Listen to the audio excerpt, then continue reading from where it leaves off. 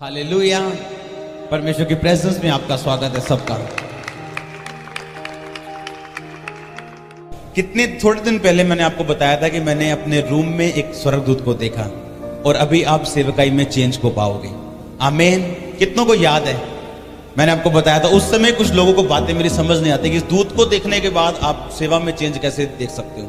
जब दूत आपके सपने में आना शुरू हो जाए और रियल तरीके के साथ आपको दिखने शुरू हो जाए, इसका मतलब ये होता है कि परमेश्वर की अगली प्लानिंग आपकी जिंदगी में पूरी होनी शुरू हो चुकी है और वो जल्दी आपको नजर आ जाएगी। आमीन।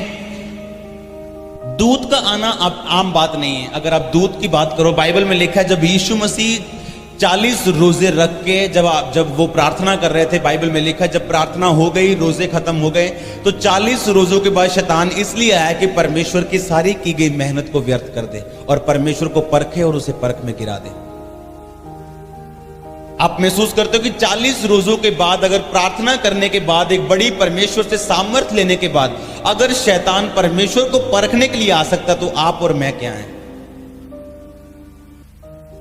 वो परमेश्वर को इसलिए परखने के लिए आया कि जो मेहनत यीशु मसीह ने की है, 40 दिन रात के रोजे और उसके बाद पिता के साथ इतना 30 सालों का जो संबंध यीशु मसीह का पिता के साथ रहा है, और अब परमेश्वर इसे इस्तेमाल करने वाले हैं। एक बात को याद रखना, जब आपकी जिंदगी में प्रॉब्लम पीक लेवल पे चली जाए, हाई लेवल पे चली जाए, समझो उसका हल नजदीक आ चुके हैं।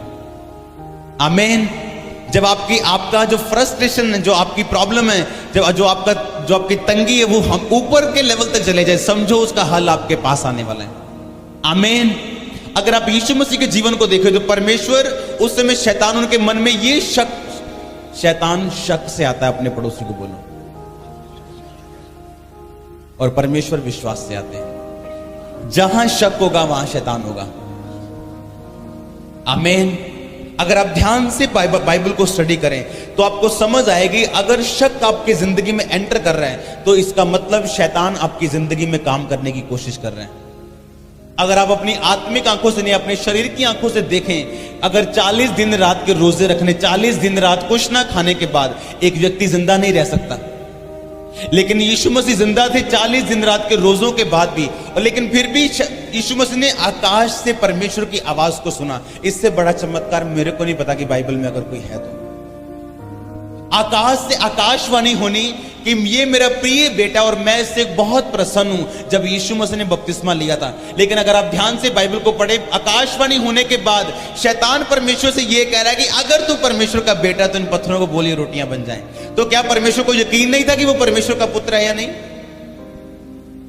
हमें ऐसा लगता है कि जो दाऊद और एस्तर जैसे लोग थे वो आसमान से उतरे हुए लोग थे। वो भी आपकी तरह और मेरी तरह शक और विश्वास से जूझते और लड़ते हुए लोग थे। अगर यीशु मसीह को ये बात 100% फेथ था तो शैतान ने उन्हें परखने की कोशिश क्यों की कि अगर तू परमेश्वर का बेटा है तो ये पत्थरों को बोल रोटियां बन जाए। अगर तू परमेश्वर का बेटा है, शैतान ने यीशु मसीह के दिल में भी ये शक डालने की कोशिश की कि तू परमेश्वर का अगर बेटा है तो इन पत्थरों को रोटियां बना। और बाइबल में लिखा है यीशु मसीह ने शैतान को यह नहीं कहा कि शैतान, थोड़े दिन पहले आकाशवाणी हुई थी कि मैं उसका प्रिय बेटा हूं, तू मेरे साथ कैसे बहस कर सकता है। शैतान को कभी बहस के साथ हराने की कोशिश मत करो, वो आपसे जीत जाएगा। अगर आपकी जिंदगी में वचन नहीं है तो आपकी जिंदगी में कुछ भी नहीं है। वचन ना रखने वाला अपनी जिंदगी में इंसान उस घड़े की तरह है। अपनी ताकत से आप घड़ा भर तो दोगे, घड़े को सदा भरा नहीं रख सकते आप।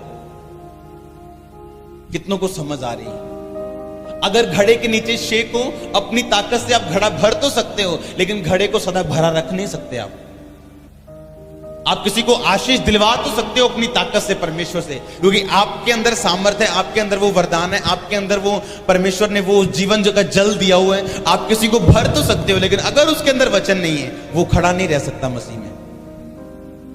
हालेलुया। अगर उसके अंदर वचन है तो एक दिन वो सारा पानी, सारा जो चमत्कार है वो नीचे टप टप टप टप खत्म हो जाएगा एक दिन, क्योंकि उसके अंदर परमेश्वर का वचन नहीं। इसीलिए परमेश्वर 3-3 दिन, 4-4 दिन यीशु मसीह लोगों को वचन सिखाते थे, परमेश्वर की आज्ञाओं को सिखाते थे। जब पहाड़ी उपदेश आप पढ़ते हैं, यीशु मसीह परमेश्वर के वचनों को लोगों को बताते थे। कितना देर उनको परमेश्वर की व्यवस्था के बारे में सिखाते थे कि जो चमत्कार मैंने इनके जीवन में किया और जो मैं करने वाला हूं उसको ये संभाल सके अपने जीवन में। आमीन। अगर वचन आपकी जिंदगी में होगा तो शैतान आपको परखने के लिए आएगा। ये सबके जीवन में है। ऐसा एक भी क्रिश्चियन, एक भी मसीही नहीं है जो यीशु मसीह में विश्वास करता है और शैतान उसे परखने के लिए नहीं आएगा। ये गलत है। और अगर आपकी जिंदगी में बाइबल का वचन संपूर्णता के साथ नहीं बसा हुआ और आप उसके वचनों को नहीं जानते तो शैतान जीतने वाला है आपसे। हो सकता है जो मेहनत आपने की उसे वो व्यर्थ कर दे, क्योंकि आपके अंदर परमेश्वर का वचन नहीं है। हालेलुया। इसलिए जरूरी है आपको परमेश्वर के वचन के बारे में ज्ञान रहना कि परमेश्वर का वचन किस बारे में चीज बोलता है। जो चीज प्रार्थना और सामर्थ्य के द्वारा मिले वो प्रार्थना और सामर्थ्य के द्वारा ही आपकी जिंदगी में बनी रह सकती है। पवित्रता के द्वारा ही आपकी जिंदगी में बनी रह सकती है। शैतान के पास हर चीज का तोड़ है, लेकिन पवित्रता का उसके पास एक भी तोड़ नहीं है। वो हर चीज का जवाब दे सकता है, लेकिन पवित्रता का आपको जवाब नहीं दे सकता। इसलिए सबसे ज्यादा शक डालने का उसका कारण क्या है कि आप परमेश्वर की व्यवस्था से हटें और कोई ना कोई पाप करें, ताकि पाप के द्वारा वो शक आपकी जिंदगी में बढ़ा और वो मृत्यु को पैदा करे और आपकी जिंदगी में जो परमेश्वर की आशीष है उसे वो व्यर्थ कर दे। कितनों को समझ आ रही मेरी बातें? अपनी बाइबल साथ लेके आओ अगर आप अब परमेश्वर में बढ़ना चाहते हो। ये वो टाइम चर्च में आ चुका है जब आपने परमेश्वर के कामों को शरेआम आप देख रहे हैं अभी। और अभी वो टाइम है जब आपने बाइबल को लेके आना है, कॉपी और पेन को लेके आना और वचन को नोट करना है और अपने पूरा ध्यान परमेश्वर के वचन पे लगाना है, ताकि जो चमत्कार आपकी जिंदगी में हो रहा है, जो आशीष आपकी जिंदगी में आ रही है, हमेशा बनी रहे और आप उस आशीष को इस्तेमाल कर सकें परमेश्वर के लिए। प्रकाशित वाक्य खोलेंगे सब जन, नए नियम में आखिरी पुस्तक, उसका 12 अध्याय, उसकी 10 आयत को पढ़ेंगे। फिर मैंने स्वर्ग में से यह बड़ा शब्द आते हुए सुना, अब हमारे परमेश्वर का उद्धार और सामर्थ और राज और उसके मसीह का अधिकार प्रकट हुआ है, क्योंकि हमारे भाइयों पर दोष लगाने वाला जो रात दिन हमारे परमेश्वर के सामने उन पर दोष लगाया करता था, गिरा दिया गया है। वे मेमने के लहू के कारण और अपनी गवाही के वचन के कारण उस पर जयवंत हुए और उन्होंने अपने प्राणों को प्रिय न जाना, यहां तक कि मृत्यु भी सह ली। इस कारण सब कलीसिया कहे आमीन, सब कहे आमीन।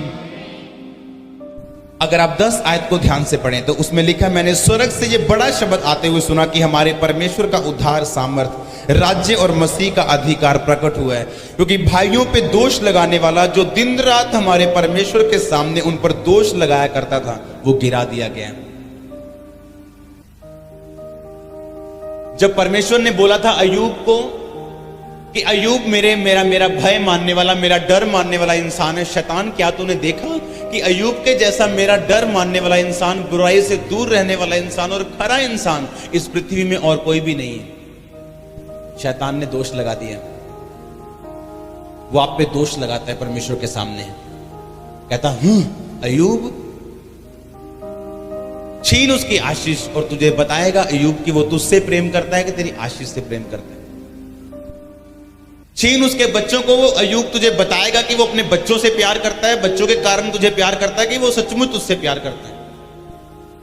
और बाइबल में लिखा, जब परमेश्वर ने शैतान को कहा जा शैतान, अब तू परख सकता है अय्यूब को, बाइबल में लिखा अय्यूब के बच्चे मर गए, अय्यूब की प्रॉपर्टी चली गई, अय्यूब को बीमारी हो गई, अय्यूब का सब कुछ चला गया। और अय्यूब अपने मुंह से ये बोलता है, जिस परमेश्वर ने दिया था उसी परमेश्वर ने वापस ले लिया, उसी का नाम धन्य हो। आमीन। अगर आपको ये नहीं पता कि आपका युद्ध किसके साथ है तो आप कभी जीत नहीं पाएंगे। बाइबल में लिखा, शैतान भाइयों पे दोष लगाने वाला, हर वक्त तो परमेश्वर के सामने आप पे दोष लगाता है। आप जानते हैं, हर वक्त तो परमेश्वर के सामने खड़ा रहता है और दोष लगाता है कि ये बड़ा हालेलुया हालेलुया बोल रहा है, इसको इसकी चंगाई को वापस ले लो। अब देखो हालेलुया हालेलुया बोलता है, ये बड़ी गवाहियां दे रहा है, इसको थोड़ा सा छू परमेश्वर, देख तेरे मुंह पे तेरी निंदा करेगा, देख इसकी प्रार्थना कम होती, देख इसके रोजे कम होते, देख ये चर्च में जाना बंद करता है, इसकी प्रार्थना का उत्तर ना दे तू। और बाइबल में लिखा, परमेश्वर कई बार बोलता है, शैतान जा जो तू तेरे दिल में आता तू कर ले। लेकिन अब प्रॉब्लम ये, विश्वासी कैसे जीते? अगली आयत में लिखा, वे मेमने के लहू के कारण और अपने गवाही के वचन के कारण उस पर जयवंत हुए। आप जयवंत होंगे यीशु मसीह के नाम में। लेकिन बाइबल में लिखा अपनी गवाही के वचन के कारण अपने पड़ोसी को बोलो, बोलो गवाही दे, रोज गवाही दे। जो प्रभु ने तेरे जीवन में किया उसकी रोज गवाही दे और तू जीतेगा यीशु मसीह के नाम में। आमीन। जब मेरे को आज भी याद है, जब मैंने बहुत शुरू से चंगियाई पाई थी परमेश्वर से अपने मेंटली अपसेट के दौरों की, जब भी तब मैं बिजनेस में जाता था, लोगों से हमारा जो होलसेल का बिजनेस, दुकानदारों से पैसे इकट्ठे करने के लिए शाम को जब मैं निकलता था बुराई के लिए, तो मैं दुकानदारों को गवाही देना भूलता नहीं था। कोई भी मुझे मिल जाए मैं गवाही देना नहीं भूलता था कि परमेश्वर ने मेरी जिंदगी में क्या किया। एक बात मैं आपको बताता हूं, जितने लोगों ने बड़ा चमत्कार लिया है परमेश्वर संडे या कभी भी इस मिनिस्ट्री में लगातार जो बड़े चमत्कार को ग्रहण कर रहे हैं, अगर आप रोज अपनी गवाही दें आपका चमत्कार कभी भी मरेगा नहीं। अगर आप रोज अपने चमत्कार जो परमेश्वर ने आपकी जिंदगी में किया है, अगर आप रोज उसकी गवाही देना शुरू कर देंगे तो शैतान आपकी जिंदगी से हमेशा शर्मिंदा रहेगा। मुझे परमेश्वर के वचन से बताया गया था कि भाइयों पे दोष लगाने वाला शैतान वो हमेशा ये दोष लगाता है आपके जीवन पे कि परमेश्वर ये लोग तुझसे प्यार नहीं करते, ये तेरी आशीष से प्यार करते हैं, ये तेरे पास नहीं आए, ये चंगे होने के लिए आए, ये तेरे पास नहीं आए, ये बरकत लेने के लिए आए। अगर तुझे बरकत नहीं देगा ये तेरे पास नहीं आएगा। परमेश्वर का जवाब उन लोगों के लिए नहीं जो जल्दी में है। परमेश्वर का जवाब उन लोगों के लिए नहीं जो जल्दी में है। जब मुझे इस बात की समझ आई थी तो मैंने रोज परमेश्वर के नाम में अपनी गवाही को देना शुरू किया। रोज रोज रोज, एक भी दिन ऐसा मुझे याद नहीं कि जब मैंने किसी को अपनी गवाही नहीं दी हो। एक भी दिन मुझे ऐसा याद नहीं जब मैंने किसी से यीशु मसीह के बारे में बात ना की हो कि परमेश्वर ने मेरी जिंदगी में क्या काम किया। कहीं भी मैं जाता था यीशु मसीह के बारे में बात करना और परमेश्वर ने मेरी जिंदगी में क्या किया मैं उस बारे में बताने से कभी चूकता नहीं था, क्योंकि बाइबल के वचनों को शुरू से मैं जानता था कि बाइबल में लिखा है वो मेमने के लहू के कारण, यानी यीशु मसीह के लहू के कारण जो उसने हमारे लिए बहाया, और अपनी गवाही के वचन के कारण शैतान पर उन्होंने फतह पाई। अगर आप दाऊद को ध्यान से देखो, अगर आप किसी के भी जीवन को ध्यान से देखो, वो कभी भी एक झटके में राजे नहीं बने। यीशु मसीह के जीवन को देखो, एकदम से यीशु मसीह ने मुर्दों को जिंदा करना शुरू नहीं कर दिया।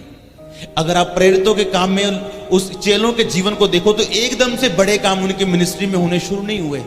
उन्होंने हर बात की गवाही दी जो परमेश्वर ने छोटे काम किए, और एक दिन आया जब लंगड़े भी चले, जब अंधों ने भी देखा, और बड़े काम उनकी सेवकाई उनकी जिंदगी में परमेश्वर ने किए। आमीन। अगर आप ध्यान से बाइबल को पढ़ें, जब दाऊद गोलियत के सामने गया था तो उसने अपनी गवाही दी। जब दाऊद उसके सामने शाऊल राजा के सामने गया तो उसने अपनी गवाही दी। जब दाऊद शाऊल के सामने गया, शाऊल को किसने बताया, राजा कोई लड़का है बाहर, यंग सा लड़का, वो कहता है कि उस गोलियत को मैं मार दूंगा। कहता राजा बातें बड़ी अच्छी कर रहा है, उसको सुनना चाहते हो तुम, बातें बहुत अच्छी कर रहा है, लेकिन शक्ल से लगता नहीं वो मारेगा उसको। और बाइबल में लिखा राजा ने कहा उसे लेके आओ। वो इतना छोटा था कि जब उसको राजे का टोप और उसके राजे की तलवार और कपड़े पहनाए गए उससे चल भी नहीं हो रहा था, वो इतना यंग लड़का था। लेकिन जो राजे को उसने बोला वो सब नहीं बोल सकते। उसने राजे को बोला, राजा जब मैं शेर मेरी भेड़ बकरियों में से मेरी बकरी को लेकर चुरा के लेके जाता था, मैं शेर को उसके केशों से पकड़ के उसके मुंह पे हाथ डाल के मार डालता था। जब भालू लेके जाता था मैं भालू को मार देता था। कैसा कहता, जैसे परमेश्वर ने शेर और भालू को मेरे हाथों से मरवाया, ये गोलियत भी मेरे हाथों से मरेगा। आमीन। उसके अंदर एक गवाही की आत्मा थी। उसको पता था गवाही देने का मतलब क्या है। आप में से मैं श्योर बताता हूं, आप में से 1% भी लोग ऐसे नहीं है जिनको गवाही देने का असर पता हो। मैं सीरियसली बोल रहा हूं आपको, कुछ बातें ऐसी मैं पुलपट पे आपको बता नहीं सकता। पौलुस ने लिखा कुछ बातें ऐसी मैं बाइबल में लिख नहीं सकता। कुछ बातें ऐसी हैं जो केवल पवित्र आत्मा आपको गाइड करता है करने के लिए। उसको मैं आपको यहां पे नहीं बता सकता। उसके लिए परमेश्वर के साथ आपका संबंध होना बहुत जरूरी है। जब दाऊद गोलियत के सामने गया, उस शाऊल के सामने गया, राजे के सामने, उसने कहा राजा मैंने शेर को मारा है, मैंने भालू को मारा है। जो परमेश्वर शेर और भालू से मुझे बचाने की ताकत रखता है, वो परमेश्वर आज मुझे गोलियत को भी उसके हाथों से बचाने की ताकत रखता है। जिस परमेश्वर ने, याद करो, आपकी जिंदगी में पहली चंगाई दी थी, क्या वो दूसरी नहीं देगा? जिसने छोटा काम किया था क्या वो बड़ा काम नहीं करेगा? जो इस मुर्दे को, इस 40 साल के लंगड़े को चंगा कर सकता है, क्या वो आपकी जिंदगी को चंगा नहीं कर सकता? लेकिन बात यह हमें अपनी गवाही को इस्तेमाल करना नहीं आता। हम लोग भूल जाते हैं जो परमेश्वर ने हमारे पिछले जीवन में किए हैं, और उसको भूल के हम उस चीज को याद रख लेते हैं जो अब तक परमेश्वर ने हमें नहीं किया। और जब हम वही याद करते रहते जो परमेश्वर ने अब तक नहीं किया, एक दिन विश्वास में फिसल जाते हैं। शक शैतान का विश्वास है। शक्की व्यक्ति, बाइबल में लिखा है, उस धार उस समुद्र की लहर की तरह जो आज से करोड़ों साल पहले भी आती थी, टकराती थी और वापस चली जाती थी, और आज भी टकराती और वापस चली जाती, कोई काम नहीं करती, बस वही करती सारा दिन। लिखा दो चित्ता इंसान उसी तरह परमेश्वर से कुछ नहीं ले पाएगा। हालेलुया। अगर एक घड़े में पानी भर के नीचे शेक कर दो तो पानी थोड़े दिन के लिए है उसके अंदर, थोड़ी घंटे के लिए है उसके अंदर। पाप वो शेद है जो बड़ी बड़ी सामर्थ को खाली कर देता आपके जीवन से, बड़े दर्शनों को जो खत्म कर देता। परमेश्वर ने बाइबल में ये नहीं लिखा कि शैतान की वजह से लोग नाश होते हैं। परमेश्वर ने बाइबल में ये लिखा कि मेरे ज्ञान ना होने से मेरी प्रजा नाश हो रही है। आमीन। ऐसी चंगियाइयां, कुछ ऐसी बरकतें आपके जीवन में पवित्रताई के द्वारा आती हैं जो किसी भी चीज के द्वारा नहीं आती। अगर पवित्रताई आपकी जिंदगी में, मैं आपको लिख के दे देता हूं, आपके घरों में साइन कर दूंगा मैं उसके नीचे, आप कभी भी अपनी जिंदगी को डाउन नहीं देखेंगे। आप कभी नहीं कहेंगे 2012 में ऐसा था, 13 में थोड़ा कम हो गया। आप हमेशा कहेंगे जब से मैं जीवित और परमेश्वर में हूं, मैं बढ़ता जा रहा हूं। मैं आपको बता रहा हूं, एक भी व्यक्ति ऐसा नहीं मिलेगा आपको, क्योंकि बाइबल का वचन ना कभी टला ना टलेगा। बाइबल में एक बात लिखी, कहता धर्मी जिस तरह सूर्य जब उगता है तो दोपहर तक वो बढ़ता जाता है और उसका प्रकाश बढ़ता जाता है, लिखा धर्मी उस सूरज की तरह उसका प्रकाश बढ़ता जाएगा। कभी सूरज को नीचे आते देखा? जिस दिन सूर्य को नीचे आता देख लोगे, उस दिन कहना कि हाँ मैं डाउन हो सकता हूं। आप कभी डाउन नहीं होंगे यीशु मसीह के नाम में। अगर परमेश्वर का वचन आपके हृदय में अधिकाई से बसता है और आपने अपनी जिंदगी का हिस्सा बनाया, कहीं बाइबल में यह नहीं लिखा कि प्रॉब्लम नहीं आएगी। अगर अय्यूब इस बात पे परमेश्वर पे जाता कि परमेश्वर बाइबल में यह लिखा हुआ है कि धर्मी का वंश तू बचाएगा, तो मेरे वंश को तूने बचाया क्यों नहीं? वो मर क्यों गया?